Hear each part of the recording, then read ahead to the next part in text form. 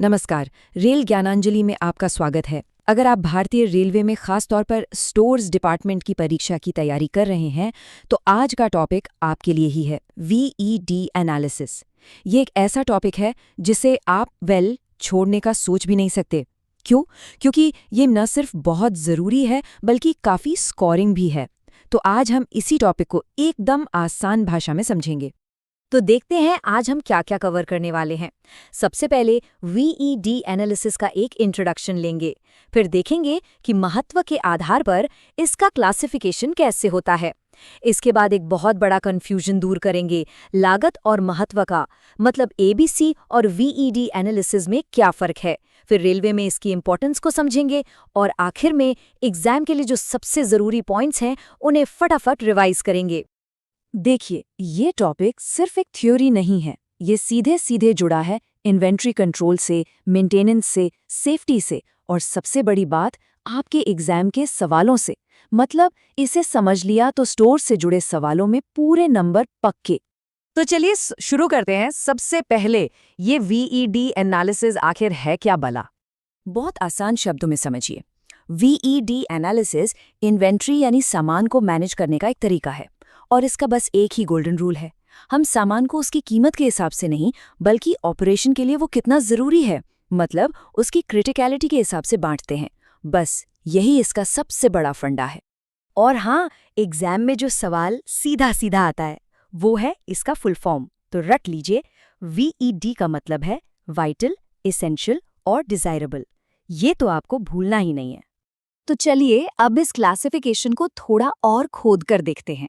ये vital, essential और desirable आखिर हैं क्या? एक एक करके समझते हैं। सबसे पहले है वी, मतलब वाइटल आइटम्स। नाम से ही पता चल रहा है, ये वो आइटम्स हैं जिनके बिना काम चल ही नहीं सकता। सोचिए, अगर ये स्टॉक में खत्म हो जाएं तो पूरा का पूरा सिस्टम ठप। इनका स्टॉक आउट होना मतलब इट्स अ डिजास्टर। ये एब्सोल्युटली अनएक्सेप्टेबल है। जैसे ट्रेन के ब्रेक सिस्टम के पार्ट्स या सिग्नल इक्विपमेंट, इनके बिना तो ट्रेन चल ही नहीं सकती है ना। फिर आते हैं ई पर, यानी एसेंशियल आइटम्स। अब ये भी जरूरी हैं पर वाइटल जितने नहीं। फर्क ये है कि अगर ये थोड़ी देर के लिए स्टॉक में ना भी हों तो काम एकदम से रुकेगा नहीं। हाँ, थोड़ी देर हो सकती है जिसे हम मैनेज कर सकते हैं, मतलब सिस्टम फेल नहीं होगा। जैसे कुछ जनरल स्पेयर पार्ट्स हो गए या फिर मेंटेनेंस के लिए जो टूल्स लगते हैं वो। और आखिर में आता है डी, डिजायरेबल आइटम्स। ये वो चीजें हैं जो हों तो अच्छा है, पर ना हो तो भी कोई खास फर्क नहीं पड़ेगा। इनके ना होने से ऑपरेशन पर कोई बड़ा असर नहीं पड़ता। मतलब ये नाइस टू हैव वाली कैटेगरी है, जैसे ऑफिस की स्टेशनरी या फिर ऐसे स्पेयर पार्ट्स जिनकी तुरंत जरूरत नहीं पड़ती। अच्छा, अब यहाँ पर एक सवाल आता है जो एग्जाम में अक्सर फंसाता है। तो क्या ये जो वीईडी का बंटवारा है, ये सामान की कीमत मतलब कॉस्ट पर बेस्ड है? सोचिए जरा, ये बहुत बड़ा कंफ्यूजन है और यहीं पर सबसे ज्यादा गलतियां होती हैं।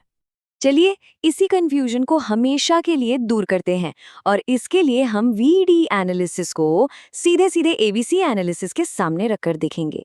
ये टेबल देखिए, सब कुछ क्रिस्टल क्लियर हो जाएगा। एबीसी एनालिसिस का बेसिस है कॉस्ट, पैसा, कौन सी चीज कितनी महंगी है। दूसरी तरफ वीईडी एनालिसिस का बेसिस है क्रिटिकलिटी, मतलब जरूरत, ऑपरेशन के लिए वो चीज कितनी जरूरी है, चाहे वो 1 रुपए की हो या 1 लाख की। सीधी सी बात है, एबीसी पैसे को देखता है और वीईडी जरूरत को। ठीक है, थ्योरी तो समझ आ गई, लेकिन असली बात तो ये है कि इंडियन रेलवे जैसे इतने बड़े सिस्टम में इसका क्या काम है, ये इतना जरूरी क्यों है? चलिए देखते हैं। सबसे पहली और सबसे बड़ी बात, ट्रेन की सेफ्टी। वीईडी एनालिसिस ये पक्का करता है कि जो वाइटल पार्ट्स हैं वो हमेशा स्टॉक में रहें। इससे क्या होता है, मेंटेनेंस में देरी नहीं होती, सिस्टम के फेल होने का खतरा कम हो जाता है। साथ ही स्टॉक और खरीदारी की प्लानिंग बहुत बेहतर हो जाती है। हमें पता होता है कि किस चीज़ पर कितना ध्यान देना है।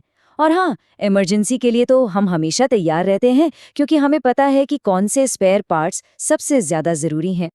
चलिए अब सब कुछ समेट लेते हैं। ये वो पॉइंट्स हैं जिन्हें आपको एग्जाम के लिए बिल्कुल दिमाग में बिठा लेना है। तो मेरे साथ दोहराइए, वीईडी का full form vital, essential, desirable. इसका आधार क्या है? क्रिटिकलिटी, कॉस्ट नहीं, बिल्कुल नहीं। वाइटल आइटम्स, इनका स्टॉक आउट होना अलाउड ही नहीं है।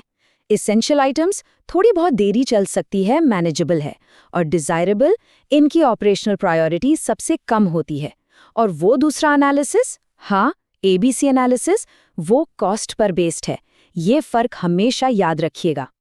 अगर कोई आपसे सिर्फ एक लाइन में पूछे कि VET एनालिसिस क्या है, तो आपका जवाब ये होना चाहिए, ये इन्वेंट्री आइटम्स का क्रिटिकलिटी बेस्ड क्लासिफिकेशन है, मतलब महत्व के आधार पर किया गया वर्गीकरण। बस इस एक लाइन में सब कुछ आ गया।